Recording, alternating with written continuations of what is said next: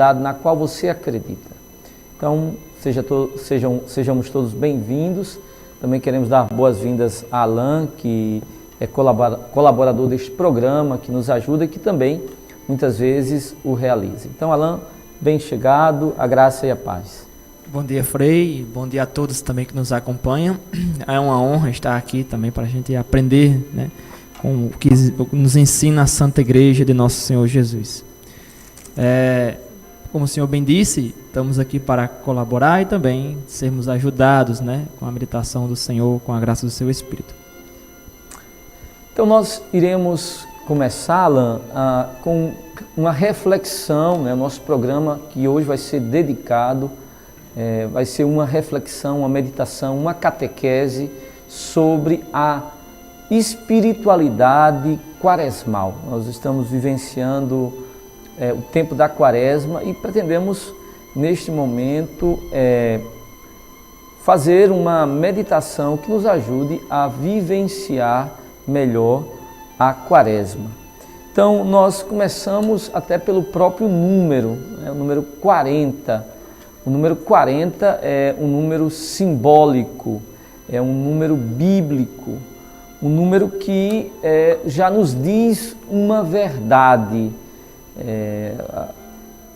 Digamos que na Bíblia, os números, mais do que indicar quantidade, nos comunicam sentido, né? De fato, a numerologia bíblica nos fala sempre em questão do sentido. Por exemplo, o 7, que é perfeição, né? O 3, aqui é a realidade divina, porque biblicamente o 3 é o primeiro número ímpar. Você pode dizer, mas e o número 1? Mas o 1 é a base de todos os outros números. O mesmo 4, que sempre remete à realidade humana, né? Os 4 cantos da terra, a realidade terrestre, né? A realidade intramundana. Então, na Bíblia, os números têm sempre uma simbologia, têm um significado.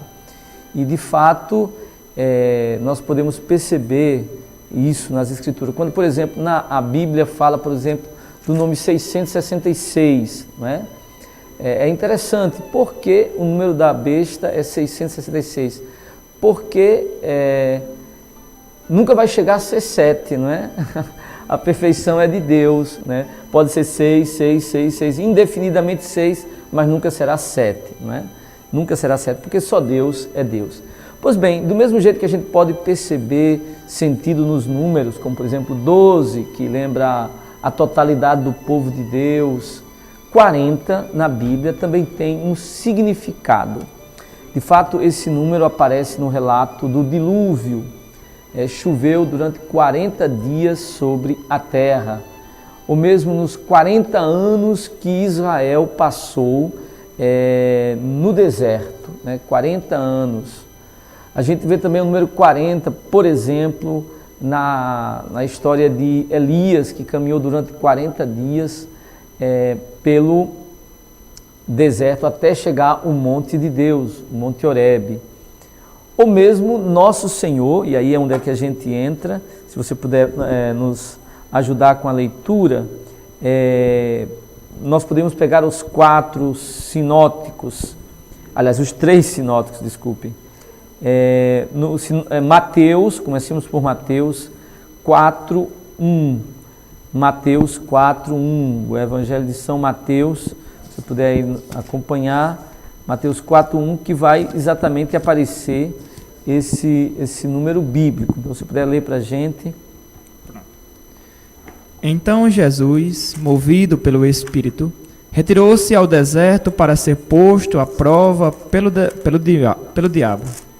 Jejuou 40 dias e 40 noites, e no fim sentiu fome. Aproximou-se o tentador e lhe disse: Se és filho de Deus, ordena que estas pedras se transformem em pão. Bom, eu queria ficar até aqui, eu queria que você também visse a citação de Marcos 1:12, né? Marcos 1:12. Deve ver aí Marcos 1:12, porque tem alguns dados que nos ajudam muito, porque nos faz perceber a importância. Veja aí Marcos 1:12.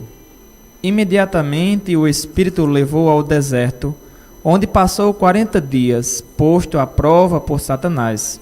Vivia com as feras e os anjos o serviam. Bom, agora também Lucas 4:1. Lucas 4:1. Evangelho de São Lucas, porque... Bom, vamos lá, a gente... Jesus, cheio do Espírito Santo, afastou-se do Jordão e deixou-se levar pelo Espírito ao deserto, durante 40 dias, enquanto o diabo o punha à prova. Bom, o que é importante aqui, eu gostaria de sublinhar inicialmente, é que tanto Mateus, Marcos e Lucas, embora no que toca a este relato não coincidam em todos os aspectos, pelo menos alguns eles são unânimes, isto é, quanto ao número de dias, quanto a quantidade de dias que Jesus ficou no deserto. E aí aparece de novo o número 40. Jesus ficou no deserto durante 40 dias. Isto é, aí mais uma vez a gente vê o número 40. E aqui, se a gente compara o relato das tentações de Mateus, Marcos e Lucas, não são exatamente iguais os textos, os relatos, as informações não coincidem. Por exemplo, em Marcos se diz, ou nós temos a informação de que Jesus foi tentado, mas nós não temos a informação sobre o conteúdo das tentações. Não é? Isso aqui é uma coisa interessante. Porém, todos eles são unânimes quanto o número de dias, 40. Então aparece aí de novo o número 40, né? Aquele 40 que aparece no dilúvio, o número 40 do período que Elias esteve no deserto caminhando, o número de dias de anos, né, que o povo passou no deserto. Então aqui temos uma informação, 40. Então a gente já percebe que esse número aqui também tem um aspecto de sentido, mais do que indicar propriamente a quantidade de dias, indica um sentido. E qual é o sentido? É que na Bíblia 40 é um número necessário e suficiente para que desapareça o velho e venha o novo. Por exemplo, se o povo de Deus passou 40 anos no deserto, isso significa que boa parte daqueles que saíram do Egito não entraram na terra prometida, né? Porque a gente sabe que o número dos nossos dias o número é contado, né? Ninguém vive. Isso é um tempo para que aquela geração que saiu do Egito morra e aí entre uma nova geração com uma nova mentalidade, que não tenha os vícios do Egito, que não esteja mais sobre o influxo do mal que se encontrava na terra de Faraó, na terra do Faraó. Então aqui nós temos uma informação preciosa, né? Número 40. Então, por exemplo, o próprio Moisés não entrou na terra prometida, né? Morreu no Monte Nebo, vendo vamos dizer assim, o Vale do Jordão, ou mesmo as montanhas de Judá, mas não entrou. Então morreu ali e não entrou. É interessante notar que o senhor às vezes comenta pra gente, o senhor já foi à Terra Santa, né? Já teve a graça de visitá-la. Sim. E o senhor comentando uma vez dizendo que essa distância, por exemplo, do Egito até a Terra Prometida, até Jerusalém, não levaria 40 anos, né? Sim, não, de forma alguma. Não era necessário 40 anos para chegar do Egito até Israel. 40, não é, eu acho que talvez 40 dias, quem sabe, mas 40 anos, bom, não saberia dizer com precisão a quantidade de quilômetros e quanto a velocidade de cada pessoa, caminhando com uma certa regularidade, quanto tempo levaria, mas certamente no máximo 40 dias, podemos assim dizer. Eles viveram no deserto também por um propósito divino. certamente o propósito divino que os fez ficar no deserto foi exatamente o fato de que a geração que saiu não foi aquela que entrou. Então, quando a gente entra na quaresma, a gente também tem que ter esse propósito, que a pessoa que começou a quaresma não seja a mesma que vai terminar a quaresma. Isto é, alguma coisa deve morrer durante a quaresma, alguma coisa deve perecer. Esse é o sentido propriamente da quaresma, que a nossa penitência, o nosso jejum, a nossa oração, a caridade que nós iremos ou já estamos fazendo, faça morrer um homem marcado pelo pecado, marcado pela iniquidade, marcado pelos vícios, que esse homem somos nós, não é? Quem de nós está me ouvindo, ou eu que estou falando, você que está escutando e colaborando, se a gente não tem tantos vícios que precisam morrer, tanta mentalidade que precisa ser, podemos dizer assim, precisa perecer. Então, é esse o sentido da quaresma, um tempo necessário e suficiente para que morra o velho homem, o homem do Egito, o homem da mentalidade do faraó, para que surja um novo homem, um homem à semelhança de Cristo, o homem que se configura a Cristo. Que do homem deformado, né? A gente diz assim, possa vir um homem reformado pela graça, né? O homem na graça de Deus. Então esse é o sentido da espiritualidade da quaresma, pelo menos do modo geral, né? Esse número. Também lembra o número 40, o tempo que Jesus ficou, a gente pensa nisso, o tempo que Jesus ficou, que levou da sua morte e ressurreição e ascensão ao céu. Também são 40 dias. 40 também era o número de dias de preparação de um discípulo dos mestres judaicos. O discípulo era preparado, preparação básica, durante 40 dias. Por isso Jesus ficou ainda 40 dias preparando os seus discípulos. Exatamente, para ascender ao céu. Eu lembrava também, Frei, essa semana lendo, também eu tenho um livro do profeta Jonas, né, do pessoal de Nínive, que passou 40 dias em penitência, né? Sim, bom, é exatamente essa mesma espiritualidade, né? Da mudança, da transformação, da metanoia, da conversão. O sentido da quaresma está ligado também ao conceito de conversão, que nós já tivemos aqui a ocasião de refletir longamente sobre o significado deste conceito de conversão. Então é fundamental. Bom, um outro aspecto importante e refletindo sobre a espiritualidade da quaresma é que o texto diz assim: durante 40 dias, movido pelo Espírito, Jesus voltou do Jordão e foi conduzido pelo Espírito através do deserto. Então, o conceito também do deserto, um conceito que também é importante. Veja que as informações aqui batem, por exemplo, com o relato do Êxodo. Jesus foi conduzido pelo Espírito ao deserto, ou através do deserto, depende do texto em questão, não é? Pelo Espírito para o deserto, nos diz Mateus, para o deserto. Em Marcos, vejamos aqui o que é que diz Marcos, qual é a informação que nos dá o Evangelho de São Marcos. Diz assim: e logo o Espírito o impeliu para o deserto, né? Para o deserto. Ou através do deserto, ou para o deserto. Vamos ver, a palavra deserto se diz em grego eremos, o mesmo hebraico midbar. O deserto é um lugar inóspito, um lugar que não é agradável. Veja, quando a gente pensa num lugar prazeroso, a gente pensa num jardim.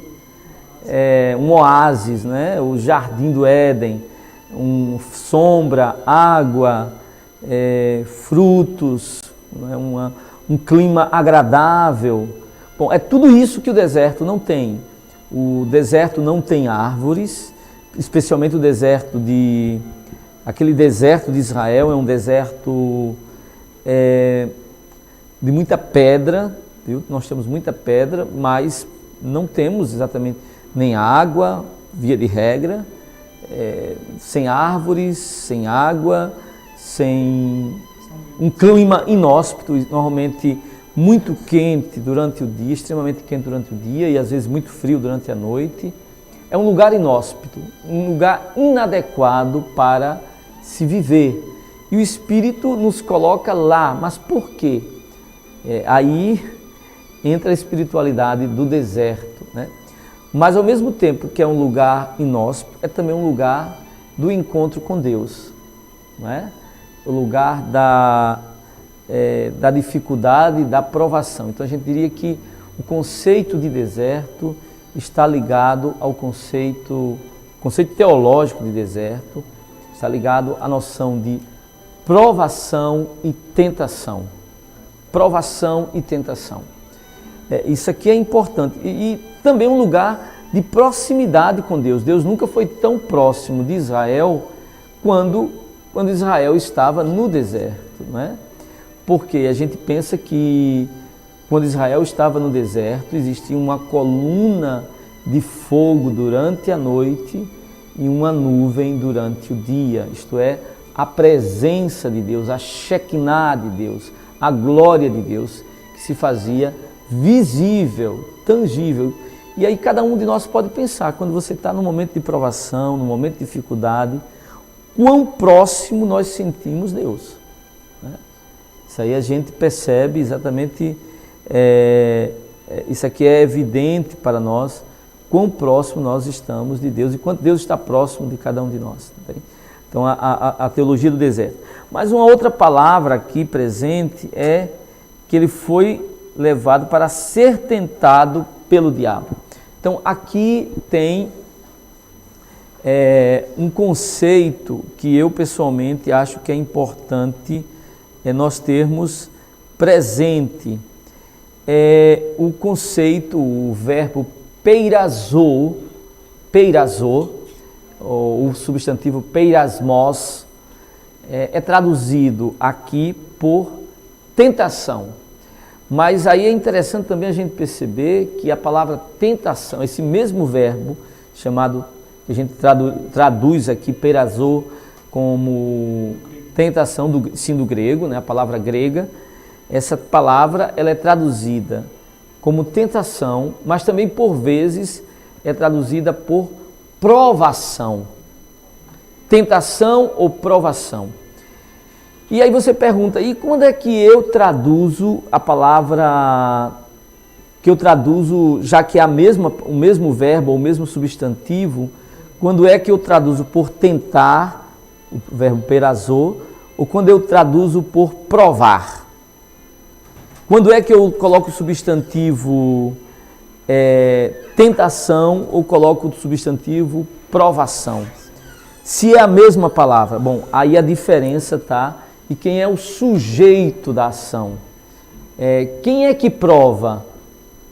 Quem é que faz aquela ação? Veja, aqui, como o verbo está ligado, tem como sujeito o diabo, então nós traduzimos por tentação.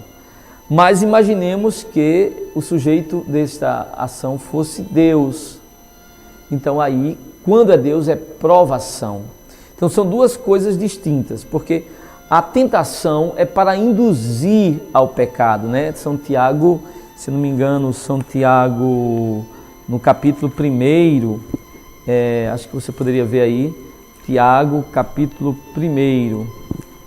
Tem uma citação bem interessante, porque nos esclarece bem. Tiago, no capítulo 1, e vai nos dizer, não sei se, acho que 12, acho que poderia ler. essa passagem, né? São Tiago, capítulo 1, versículo 12. Pois não. 12 seguintes. Feliz o homem que suporta a prova, porque ao superá-la receberá a coroa da vida que o Senhor prometeu aos que o amam. Ninguém na tentação diga que Deus o tenta, pois Deus não é tentado pelo mal, e ele não tenta ninguém. Veja, aí você observa que nesse texto de São Tiago nós temos a provação e a tentação. Então aí está dizendo que Deus não tenta ninguém, porque Deus não pretende, nenhuma ação de Deus quer nos levar ao pecado, não é? Mas o que o Senhor deseja é provar, isto é, mostrar quem de fato é dele e quem não é. Então, há uma distinção, porque quando Deus nos prova, não é para nos levar ao pecado, mas para que nós cheguemos a um outro patamar. Porque imaginemos muito bem, suponhamos, né, a gente chega aqui e diz assim, olha, isso aqui é ouro, mas como é que eu vou saber que é ouro? Então, a Bíblia diz assim, como o ouro e a prata são provados no fogo, os filhos de Deus são provados nas tribulações. Então, quem é que mostra que de fato é de Deus? Quem passa pela provação, passa pela prova e mostra a sua fibra. Então, aqui é uma distinção. A provação, quando Deus nos prova, não é para que nós pequemos, mas para que fique evidente quem de fato é ouro e quem é palha, né? Porque muita gente que às vezes caminha na igreja, caminha com fé, que de fato não tem uma fé autêntica, genuína, é a conveniência, né? Imaginemos um exemplo simples. Você tem algum irmão que tem muitos amigos. Aí você diz, meus, quais desses muitos amigos de fato são amigos? Quem de fato é amigo? Bom, não é no dia que você mata um boi, faz uma festa, um churrasco, que você vai conhecer quais são os seus amigos.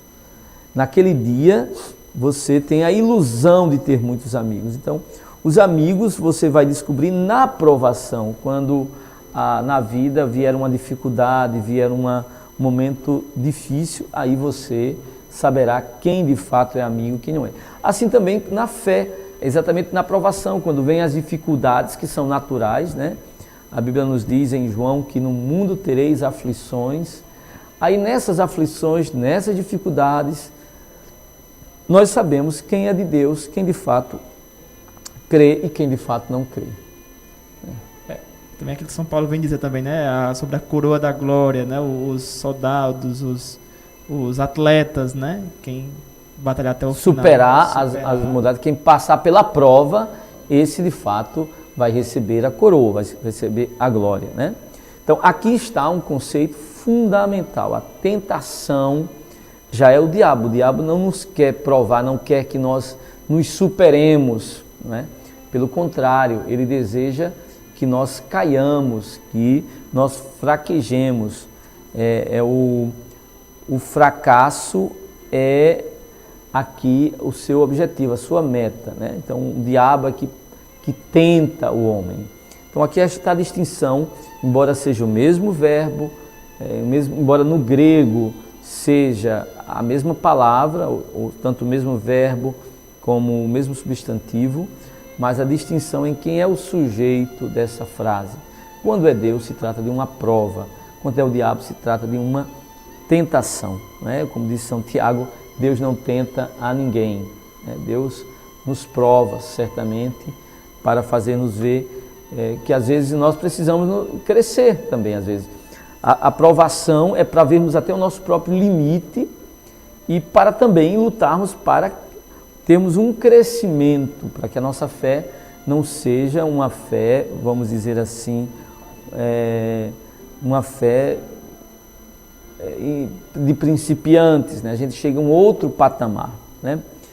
Bom, ainda voltando à tentação, eu gostaria de fazer só mais algumas observações. Se a gente pega o texto, não de Marcos, mas o texto, por exemplo, de Lucas, no capítulo 2, nós vamos ver aí algum conteúdo destas tentações. Então você podia começar a ler Lucas 4, 2, né? Aliás, podemos começar do capítulo do 4, 2 mesmo. Acho que seria interessante. Durante 40 dias, enquanto o diabo o punha à prova, nesse tempo não comeu nada e no fim sentiu fome. O diabo lhe disse: se és filho de Deus, diz a essa pedra que se transforme em pão. Replicou-lhe Jesus: está escrito que o homem não vive somente de pão. Depois o levou a uma altura e lhe mostrou num instante todos os reinos do mundo. O diabo lhe disse: eu te darei todo esse poder e sua glória, porque o deram a mim e eu o dou a quem o quero. Portanto, se te prostrares diante de mim, tudo será teu. Replicou-lhe Jesus: está escrito: adorarás o Senhor teu Deus e somente a ele prestarás culto. Então o conduziu a Jerusalém, colocou no beiral do templo e lhe disse: se és filho de Deus, lança-te para baixo, pois está escrito que deu ordem a seus anjos para que te guardem, e te levaram em suas palmas, para que teu pé não tropece na pedra. Replicou-lhe Jesus: está dito que não porás à prova o Senhor teu Deus. Concluída a prova, o diabo afastou-se dele até outra ocasião. Bom, aqui nós temos, e aqui eu penso que a gente pode dizer as verdades fundamentais sobre esta realidade. Veja, o fato de que Jesus foi tentado. Aqui nós pretendemos dizer, antes de tudo, que algumas ilusões precisam ser desfeitas. Alguns irmãos se escandalizam quanto ao fato de que quando caminharam na igreja, começaram as provações, as tentações. E aí dizer, mas como é que pode? Eu me aproximei da igreja e estou sendo tentado. Aqui nós precisamos desfazer algumas ilusões, isto é, o fato de estarmos na caminhada de fé não nos isenta da tentação. Pelo contrário, a gente precisa dizer isso com muita clareza. Ora, se Jesus foi tentado, imagine cada um de nós, né? A gente pode imaginar cada um de nós.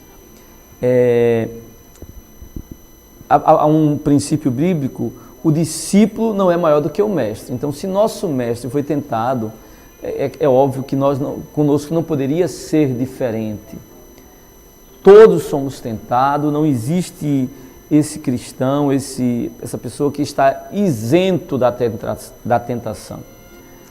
Mas eu estou caminhando, eu espero que mais adiante as tentações diminuam. Não. E se você tem esse tipo de ilusão, é melhor desfazê-la, né? E ficar na real. Jesus foi tentado, os santos foram tentados e nós seremos tentados também. Somos e seremos tentados até o tempo, até o fim, porque veja, Jesus foi tentado naquele momento, e lá em Lucas 4:13 diz assim: tendo acabado toda a tentação, o diabo deixou até o tempo oportuno. Quer dizer que a tentação volta. Uma vez superada a tentação, não está dito que agora nós não seremos tentados outras vezes. A tentação volta outras vezes. Foi assim com Jesus. Se a gente usa o princípio da exemplariedade, se foi com Jesus assim, o mais provável é que ainda será tanto maior conosco. Seremos também provados e tentados. Bom, uma outra questão importante é que, e isso é bom que seja dito e seja apresentado, nós tenhamos clareza sobre em que consistem essas tentações.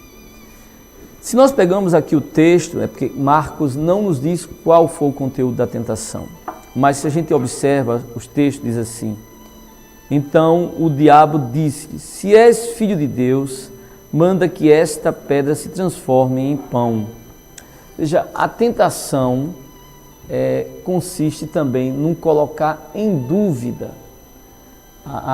colocar em dúvida aquela verdade sobre Deus. Então, quantos irmãos são tentados, eu diria aqui, na fé, quer dizer, é quase que, e aqui no caso de Jesus, a tentação é sobre a sua filiação, se és filho de Deus, se és filho.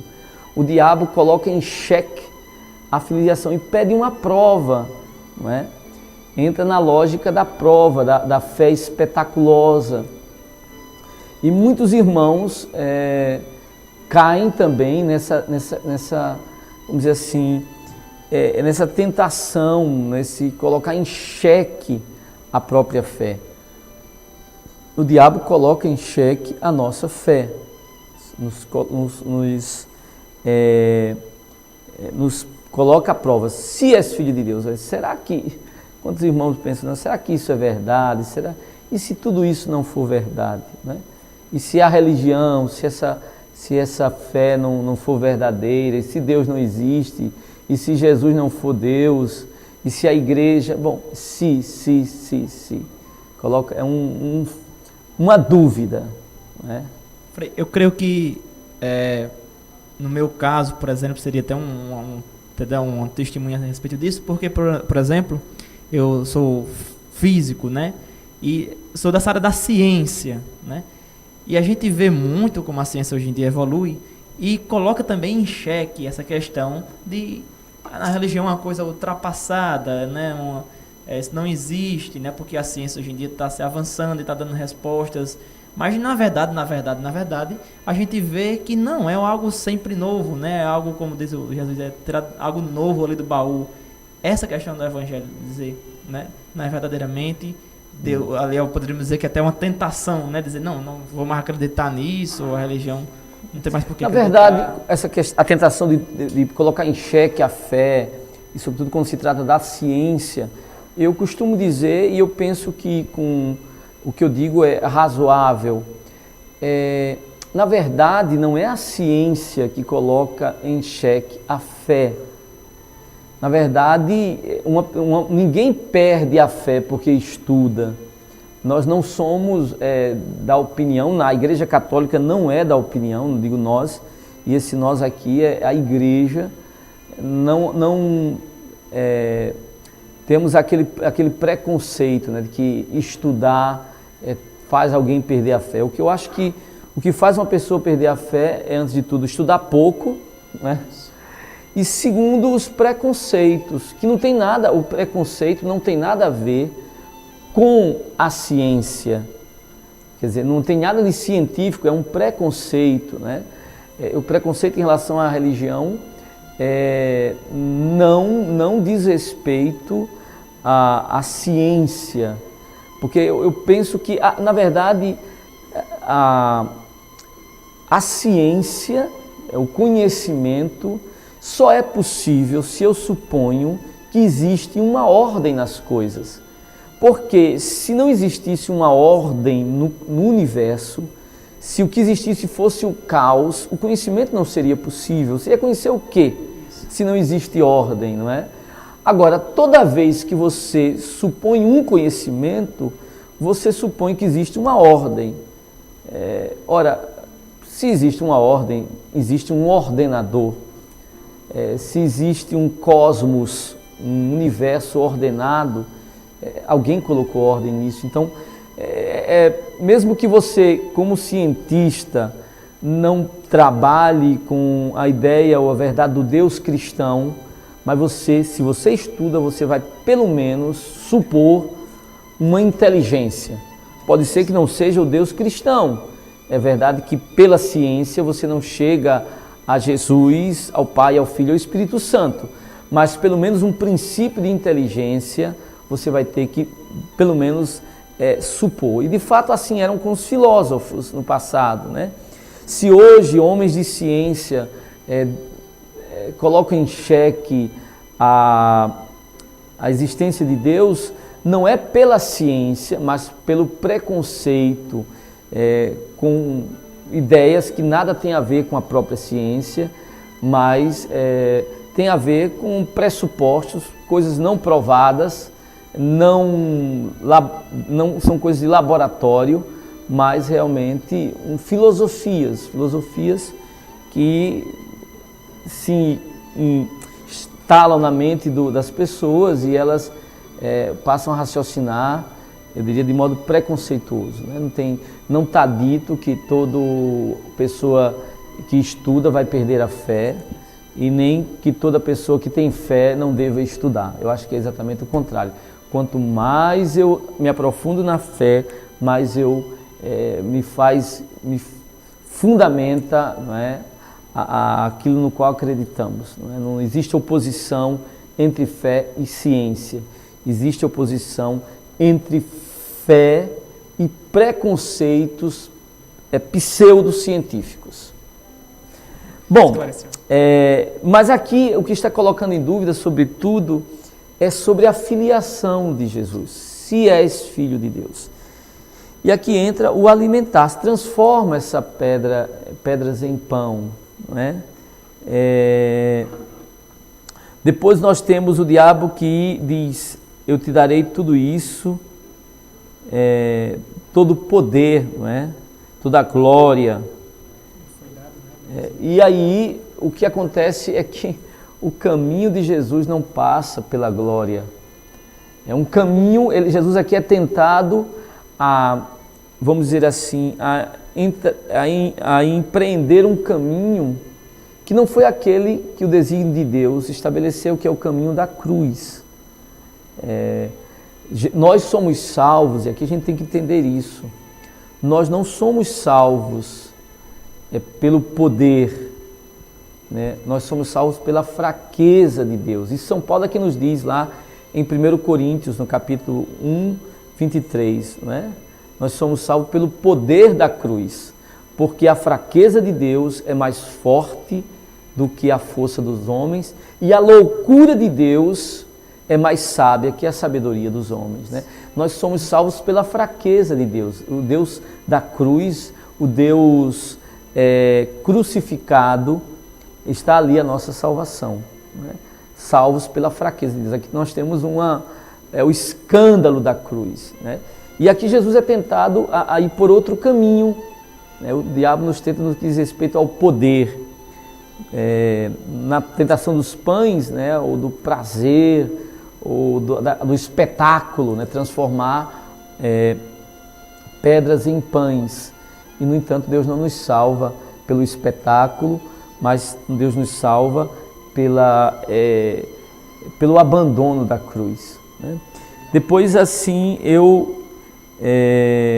o templo, se és filho de Deus, atira-te, porque está escrito, atira daqui para baixo, né? Que eu darei uma ordem a seus anjos para te guardarem. Mais uma vez aí o espetáculo, o poder. Mas aí Jesus vai perceber que não é o caminho de Deus. Um outro aspecto que aí é interessante, né? A gente vê aqui a natureza da tentação, é sempre um colocar em xeque a filiação divina, quer dizer, então, Jesus estava com fome, então se és filho de Deus, transforma essas pedras em pães, né? Eu te darei todo o poder.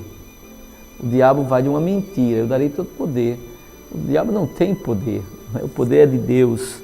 E depois, se és filho de Deus, mais uma vez, atire daqui para baixo, porque está escrito, ele dará uma ordem a seus anjos a teu respeito, para que te guardem, né? Se és filho de Deus. Então, colocar em dúvida, a tentação é um colocar em dúvida a relação com Deus, com o Pai, no caso de Jesus, e a mentira de que o diabo tem poder. Ele promete uma coisa que ele não pode dar. Quer dizer, o poder não é dele, né? O poder não é dele. Pois não. É interessante notar aqui também o teu próprio demônio, ele conhece as Sagradas Escrituras, né? Podemos dizer, ele cita, né? Algumas passagens da Sagrada Escritura, né? Isso aí é interessante, mas eu queria ainda aqui chamar a atenção quando ele diz assim, eu te darei todo o poder com a glória destes reinos, porque ela me foi entregue e eu dou a quem eu quiser. Por isso, se te prostrarem diante de mim, toda ela será tua. O diabo promete um poder dizendo que foi tudo dado a ele. Isso é uma mentira. O poder, toda a honra, toda a glória é dada a Jesus. O Senhor lhe deu toda a honra e toda a glória no céu e na terra. E o diabo diz uma mentira. Quer dizer, é o pecado aqui da idolatria. Veja, a idolatria é uma grande tentação do homem, quer dizer, de dar a outro a glória que só pertence a Deus, de dar a outro a sua glória.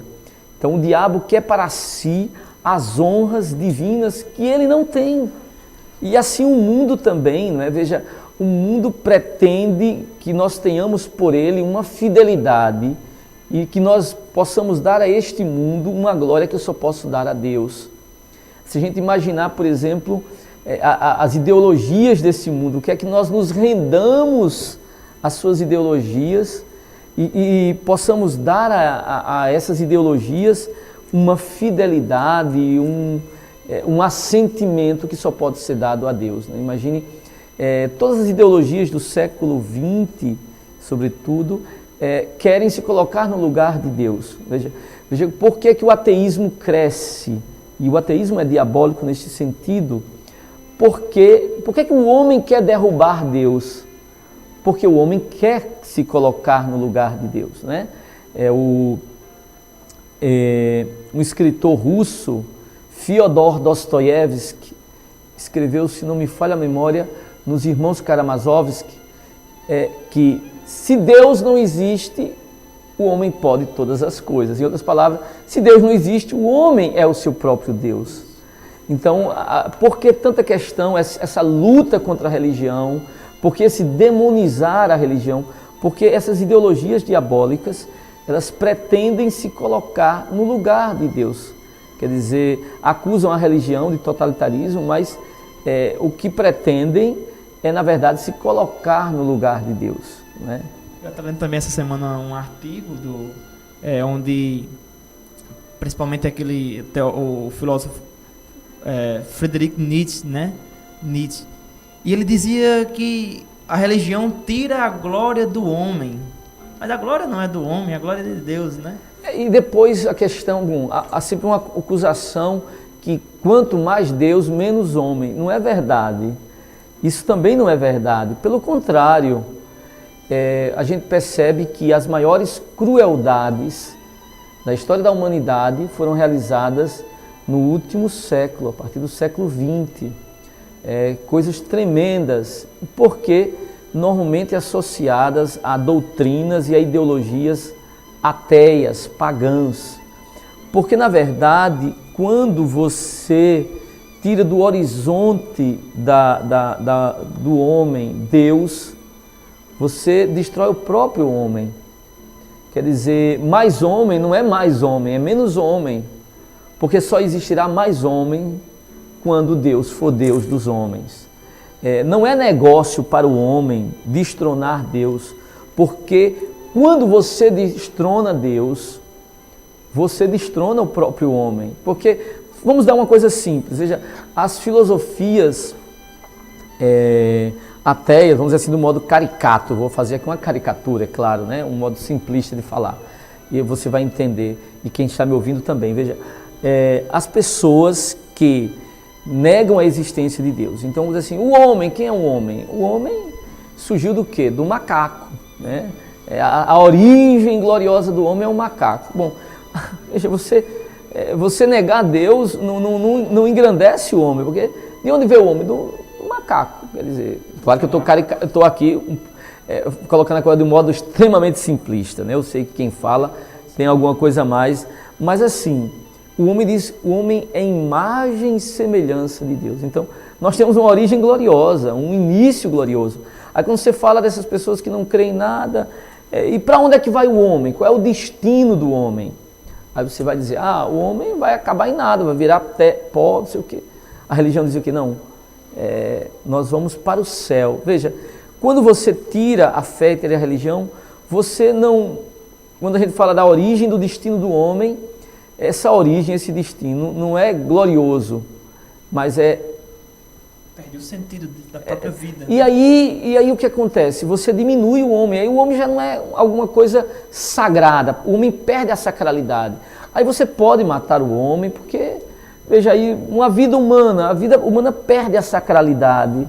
Se ela não tem essa origem, esse destino glorioso, se ele não vem de Deus e não vai para Deus, o homem se torna alguma coisa que a vida humana se torna uma realidade que pode ser decidida de modo arbitrário. Então aí, por exemplo, o aborto já não é uma coisa tremenda, a eutanásia já não é... Porque é uma vida, pela minha conveniência, se a vida humana não tem origem em Deus, ela perde a sua sacralidade. Se ela perde a sua sacralidade, o que resta é a funcionalidade. Me convém deixar esse homem vivo? Me convém, eu deixo vivo. Mas me convém matar? Eu mato, por exemplo. Aí não os judeus eram incômodos. E Hitler mandou um projeto, vamos dizer assim, a solução final. Veja, fica à mercê do meu arbítrio, mas veja, quando a gente crê em Deus, a gente diz, não, eu não posso matar um ser humano, uma vida humana, é sagrada, é de Deus. Só aquele que deu a vida pode tirar a vida. Então, menos Deus não é mais homem, é menos homem. Quer dizer, essa é a lógica que a gente precisa ver. Então, o diabo se coloca no lugar de Deus. E isso é que é extremamente perigoso, as ideologias, as doutrinas, os pensamentos, cada um individualmente. Então, a sacralidade da vida humana está ligado à glória de Deus. Então, isso aqui é que é importante. Até mesmo a questão de quando as pessoas se colocam dizendo, não, mas errar é humano, né? Essa questão de errar, não é humano, porque quanto mais eu errasse, se fosse humano, quanto mais eu errasse, mais humano eu seria. Desumaniza, né? Desumaniza. Depois, o outro aspecto aqui já entra, que você já apontou, é que o diabo, ele usa, às vezes, a escritura. E não é de se estranhar que, por vezes, uma doutrina errada manipule a palavra de Deus. Não é? Às vezes a gente vê que alguns pretendem justificar certas coisas com a palavra de Deus, quer dizer, uma manipulação, uma instrumentalização da palavra, da fé. Veja, muitos grupos que pretendem instrumentalizar o catolicismo, não é? Veja, alguns grupos até de esquerda que pretendem manipular, e algumas pessoas na igreja que querem fazer da igreja um instrumento para a serviço de certas ideologias, não é? Do marxismo, né? Como na teologia da libertação, que tenta instrumentalizar a religião para uma religião a serviço de uma ideologia. Vamos dizer assim, profeta de corte, não é? Como os profetas de Baal, que estão ali para servir ao rei. Não é? Não, a religião não está nesse esquema, não deve, não posso utilizar ou manipular a palavra de Deus para justificar certas coisas, seja obviamente ideologia de direita ou de esquerda. Não, a palavra de Deus é soberana, não é? Nós não devemos e não podemos permitir a manipulação, porque Satanás aqui, ele usa a palavra de Deus, ele manipula, ele instrumentaliza a palavra de Deus, dá a ela um sentido que ela mesma desconhece. E é o que muitas pessoas fazem, não é? Pegando a palavra de Deus e dando um sentido que não tem nada a ver. Eu já vi pessoas, isso aqui é tremendo, não é? Com a palavra de Deus, defendendo o aborto, defendendo a eutanásia. Eu já vi um grupo das católicas pelos direitos de decidir, que não tem nada de católica, eu acho que nem de fé, nem de coisa nenhuma, dizendo assim, que até Maria decidiu se ficaria grávida, né? Se levaria adiante a gravidez, né? Teve o direito de decidir. Maria teve o direito de decidir. Acho que uma coisa assim, um slogan desses assim. Mas pelo amor de Deus, quer dizer, você está pegando um episódio bíblico e distorcendo, quer dizer, essas pessoas são peritas em mentir, em manipular, em coisa provavelmente diabólica, né? Em dar à palavra de Deus um sentido que a palavra desconhece, né? Transforma, vamos dizer assim, em o anti-humano em algo humano, né? Aí dão assim uma roupagem de filantropia, de bondade, de caridade, mas o que tem por trás é alguma coisa perversa, uma coisa extremamente perversa. Então, é importante que o fato que um discurso tenha uma roupagem religiosa não faz dele religioso, autenticamente religioso. Veja, por exemplo, hoje alguns grupos na igreja que não querem que a gente fale de conversão, que confunde, por exemplo, misericórdia com aceitar o pecado. Então, assim, eu não posso falar contra certas ideologias, seja contra o aborto, porque eu tenho que ter misericórdia da mulher, eu tenho que ter misericórdia da questão da ideologia de gênero, a pessoa que tem uma outra identidade de gênero. Sim, meu irmão, eu vou sempre acolher as pessoas. Mas por quê? Por que eu acolho as pessoas? Porque elas são imagem e semelhança de Deus.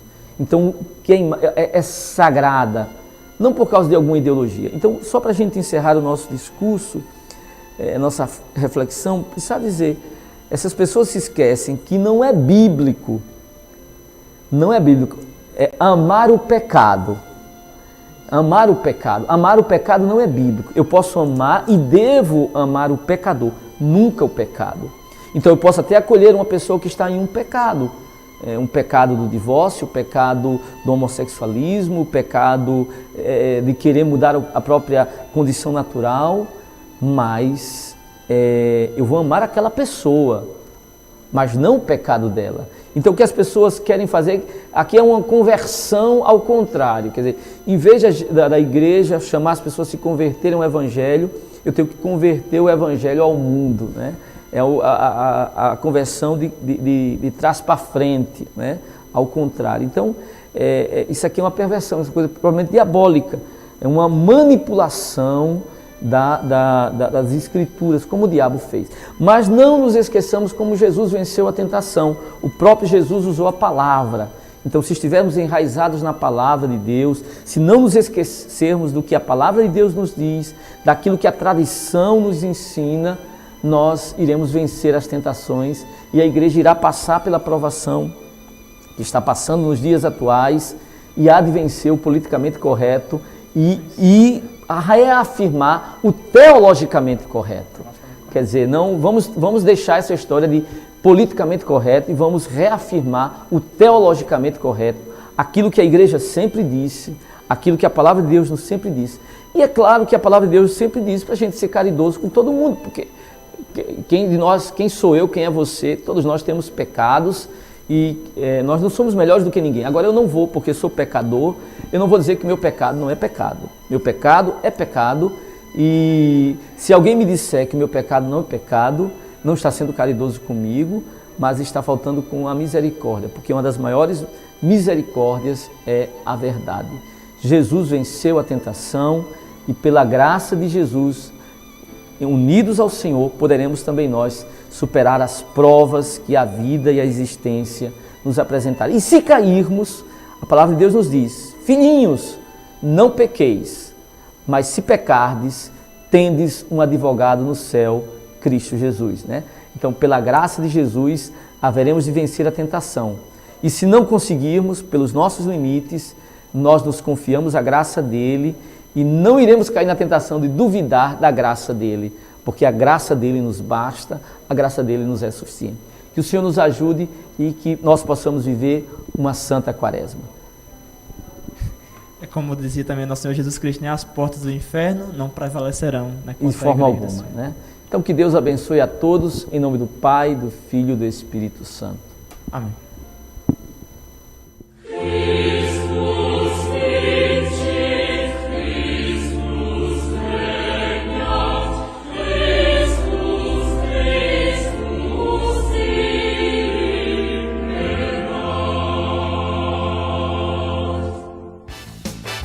Notícias, entretenimento. Você bem informado na TV ao Sol. A TV Online de Catolé do Rocha.